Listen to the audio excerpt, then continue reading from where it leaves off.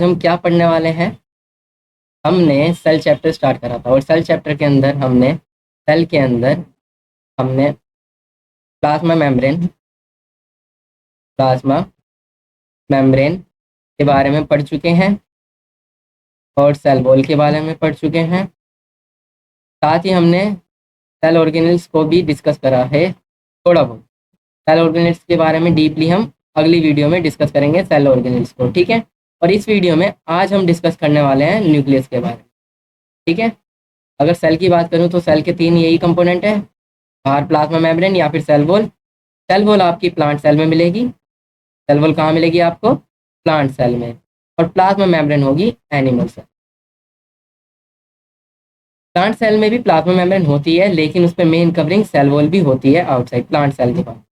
Plant cell है या फिर एल्गी है, इनके पास आपको सेल वॉल मिलेगी, लेकिन एनिमल सेल में आपको सेल वॉल नहीं मिलेगी, खाली प्लाज्मा मेम्ब्रेन मिलेगी, ठीक है। उसके बाद अंदर होगा न्यूक्लियस, जिसके बारे में आज हम डिस्कस करने वाले हैं। न्यूक्लियस के बारे में आज पूरी वीडियो हमारी न्यूक्लियस के ऊपर ही है।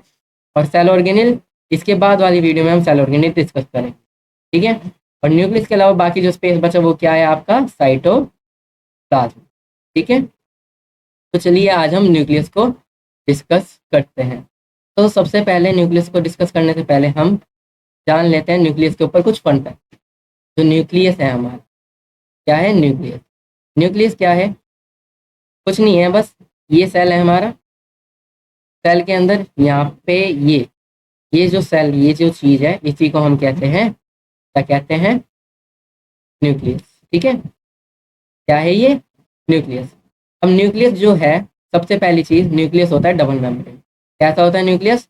डबल मेम्ब्रेन, यानी कि इसके ऊपर एक नहीं 2 मेम्ब्रेन होती है। कितनी मेम्ब्रेन होती है? 2। तो ठीक है, इसके अंदर हम एक मेम्ब्रेन और बना देते हैं। अब न्यूक्लियस के अंदर ऐसा है क्या जो ये न्यूक्लियस क्या कहलाता है हमारा? न्यूक्लियस कहलाता है brain of the cell. Nucleus कहलाता है ब्रेन ऑफ द सेल। जो भी सारे फंक्शन ये सेल हमारा सारे जो फंक्शन कर रहा है, उन पे कंट्रोल किसका चल रहा है? न्यूक्लियस का। न्यूक्लियस ही सारे फंक्शन के लिए डिपेंडेंट है, मतलब सारे फंक्शन जो है हमारे डिपेंडेंट न्यूक्लियस पे। अगर न्यूक्लियस नहीं होगा तो कुछ भी फंक्शन सेल का नहीं हो पाएगा, सर्वाइव नहीं कर पाएगा। अब न्यूक्लियस के अंदर सबसे मेन चीज़ होती है हमारा डीएनए। क्या होता है हमारा? डीएनए। डीएनए की फुल फॉर्म क्या होती है? Deoxy ribo nucleic acid. ये आपकी डीएनए की फुल फॉर्म होती है, डीऑक्सी राइबो न्यूक्लिक एसिड। एक चीज़ और होती है हमारे पास, आरएनए। एक चीज़ और होती है, क्या होती है वो? आरएनए। और आरएनए की फुल फॉर्म सेम, यहाँ पे बस डीऑक्सी है, डीऑक्सी हटाओ, क्या लगा दो? Ribonucleic acid. ओके, तो ये चीज़ें क्या होती है? हम कहते हैं जेनेटिक मटेरियल। क्या कहते हैं हम इन्हें? Genetic material. ये हमारा जेनेटिक मटेरियल है, यानी कि पेरेंट्स, अगर हमारे पेरेंट्स हैं, हमारे मम्मी पापा हैं, ठीक है, हमारे पेरेंट्स हैं, पेरेंट्स ने हमें जन्म दिया यानी मम्मी से जन्म लिया। अब जो पेरेंट्स हैं, पेरेंट्स के कैरेक्टर, कुछ कैरेक्टर हमारे पास आएंगे, तो वही चीज़ जो पेरेंट्स का डीएनए होता है, पेरेंट्स का डीएनए आधा डीएनए हमारे पास आता है। किसके पास? ऑफस्प्रिंग या फिर कहो प्रोजनी। ऑफस्प्रिंग क्या होता है?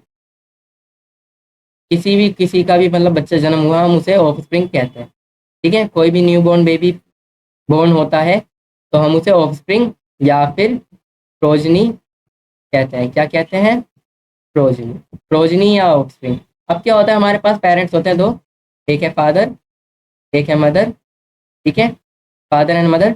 आधा डीएनए मदर से जाता है, आधा डीएनए फादर से जाता है, और फिर हमारा पूरा कंप्लीट डीएनए हमें मिलता है। इस वजह से हम इसे जेनेटिक मटेरियल कहते हैं, जो इधर से उधर ट्रांसफर होता है, ठीक है। अब थोड़ा सा इससे हम रफ कर लेते हैं। अब हम आगे देखते हैं न्यूक्लियस के अंदर जो डीएनए का कुछ स्ट्रक्चर कुछ ऐसे हो, कैसा होता है स्ट्रक्चर? कुछ ऐसे। और इसके पास इसकी फंक्शनल सेगमेंट होती है। क्या होती है फंक्शनल सेगमेंट? जीन्स होते हैं। ये जो लाइनें मैं बना रहा हूँ, इन्हीं को मैं जीन्स कहता हूँ। तो डीएनए में फंक्शन करने वाला फंक्शन काम कौन करता है? इनको हम क्या कहते हैं? Functional segment. यानी डीएनए के अंदर भी फंक्शन कौन कर रहा है? ये जीन्स कर रहे हैं, ठीक है, ये जीन्स कर रहे हैं। अब एक सेल है या एक न्यूक्लियस है, सेल का एक न्यूक्लियस है, तो इस सेल के अंदर, इस न्यूक्लियस के अंदर कितना लंबा ये है डीएनए, कितना लंबा डीएनए, 2 मीटर, 2 मीटर लंबा, 2 मीटर लॉन्ग डीएनए हमारा एक सेल में होता है। 2 मीटर लॉन्ग डीएनए हमारा एक सेल में होता है। इन वन सेल कितना लंबा डीएनए है, 2 मीटर लंबा। आप सोच सकते हो कि 2 मीटर लंबा कितना लंबा डीएनए इस छोटी सी जगह में कोइल्ड होके रहता है। अब इस छोटी सी जगह में कोइल्ड होके रहता कैसे है, हमारे पास प्रोटीन्स होते हैं। जैसे ये डीएनए है, ये डीएनए की स्ट्रैंड है मानो, ठीक है, ये डीएनए की स्ट्रैंड है। तो इसके ऊपर कुछ यहाँ पे गोले गोले से लगे रहते हैं। उन गोले गोले से को हम कहते हैं प्रोटीन। वो एक तरीके का प्रोटीन होता है और इस प्रोटीन का नाम भी है, क्या नाम है इस प्रोटीन का, हिस्टोन। क्या नाम है इस प्रोटीन का, हिस्टोन प्रोटीन। इस प्रोटीन के साथ डीएनए रैप होता है।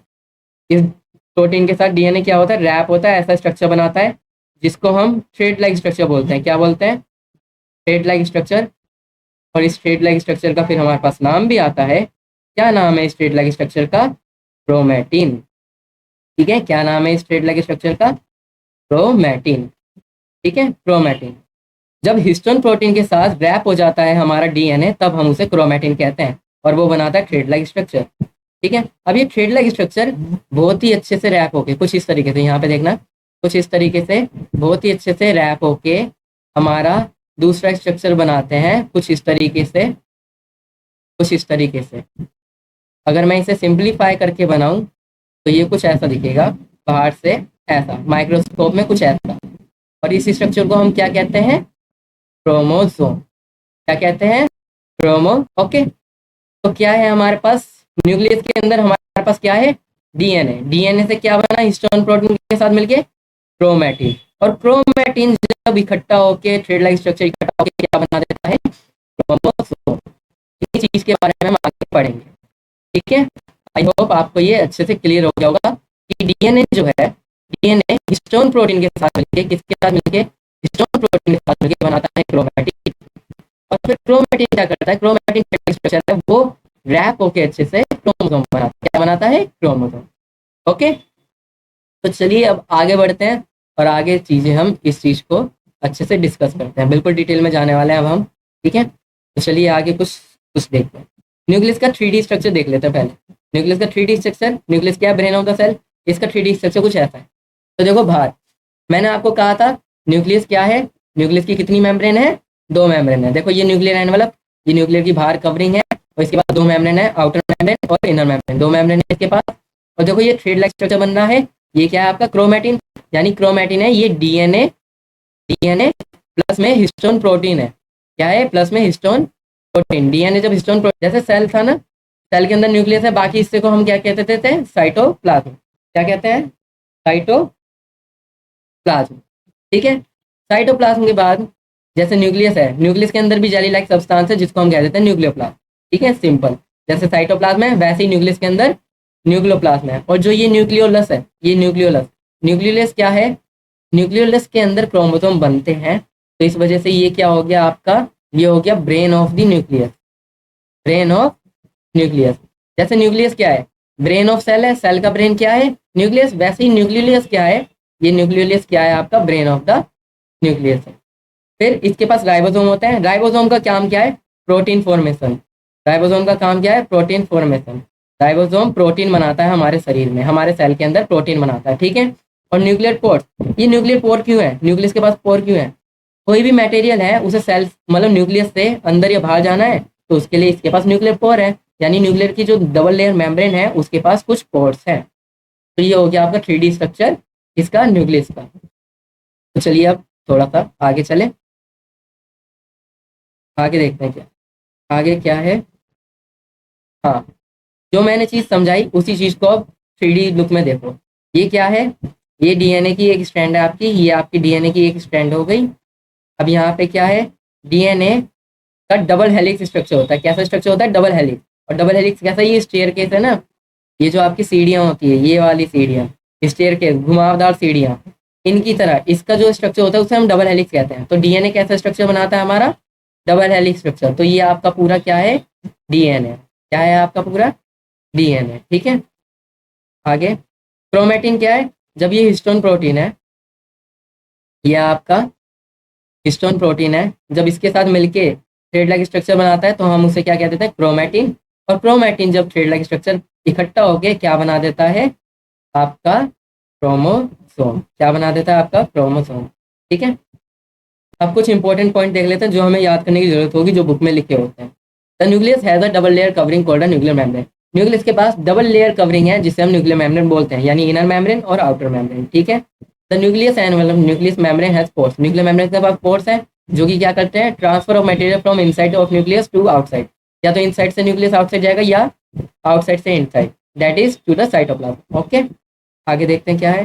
Nucleus contain chromosome. न्यूक्लियस क्या कंटेन करता है, chromosome which are visible as rod shape structure. कैसा स्ट्रक्चर है उनके पास, रोड शेप स्ट्रक्चर।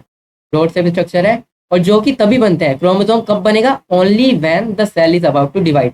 जब एक सेल दो सेल में डिवाइड होने जा रहा होगा, जब एक सेल दो सेल में डिवाइड होने जा रहा होगा, जिस प्रोसेस को हम कहते हैं सेल डिवीजन। क्या कहते हैं, सेल डिवीजन। सेल डिवीजन वो प्रोसेस जब जिससे एक सेल दो सेल में डिवाइड हो जाता है, और उसी टाइम जब सेल डिवाइड हो रहा होता है तभी हमारे क्रोमोसोम अपीयर होते हैं, वरना वो क्रोमैटिन ही बना रहता है। क्या बना रहता है, क्रोमैटिन। क्रोमोसोम तब तक नहीं बनेगा जब तक सेल डिवाइड नहीं होगा।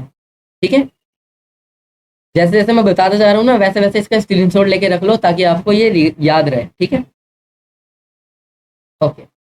हाँ, ये आ गया आपका क्रोमोसोम का स्ट्रक्चर। क्रोमोसोम का स्ट्रक्चर कुछ ऐसा होता है, इस सिंगल इस चीज को एक सिंगल इस चीज को हम क्या कहते हैं, क्रोमैटिन।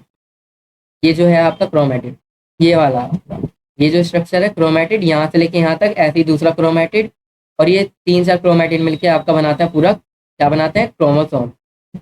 क्रोमोसोम छोटा भी हो सकता है, बड़ा भी हो सकता है। मतलब अगर मैं बात करूँ तो क्रोमोसोम जो है ये शॉर्ट आर्म है, मतलब ऊपर वाला छोटा है और नीचे वाली आर्म जो है इसकी बड़ी है। क्रोमैटिड ऊपर वाले छोटे हैं, नीचे वाले क्रोमैटिड बड़े हैं, तो इस वजह से इसे शॉर्ट आर्म अलग अलग डिफाइन करा है। लेकिन ऐसा भी हो सकता है कुछ क्रोमोसोम के पास इक्वल आर्म होती है, ऊपर वाली भी इक्वल नीचे वाली भी इक्वल, तो क्रोमैटिड का इक्वल साइज हो गया।